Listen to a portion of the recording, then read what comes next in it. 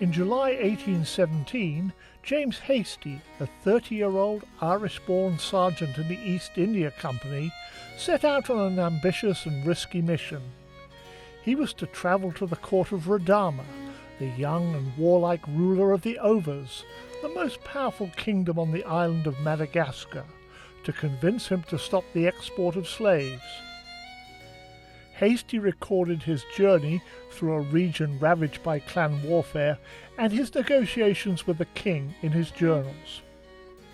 Heavy wind and rain all night, impossible to go forward until 9 o'clock, past a small village almost reduced to ashes on the right bank of the lake. Very few people had returned from their hiding places. The road is nothing but ascents and descents. A thick fog prevents us from seeing far. If this is a good season for travel in this country, I assert that it must be impossible to proceed in the bad.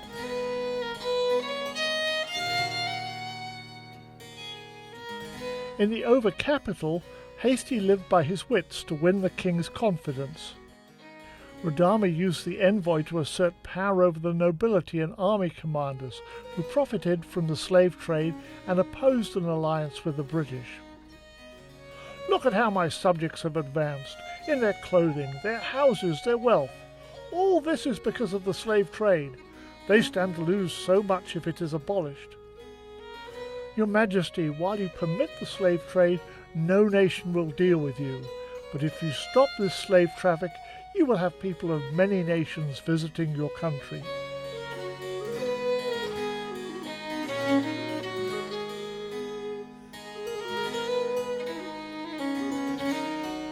The treaty banned the export of slaves. In return, the British trained and supplied Radama's army.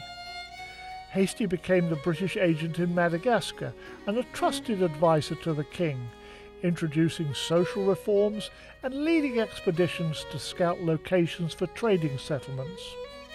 He accompanied Radama on military campaigns to subdue clan chiefs, expand his dominions, and suppress the slave trade throughout the island. The Arab slave trader Abdallah became pretty free on the subject of the traffic in slaves in the port of Majunga. He said that they could be purchased on the African coast for $20 to $30 each, and are in demand in the interior, and bring from 40 to 50 head of cattle. By comparison, Over slaves are not worth more than 8 to 10 bullocks in their own country. Mission to Madagascar, The Sergeant, the King and the Slave Trade is published by Blackwater Press, www.blackwaterpress.com, and read by the author, David Mould.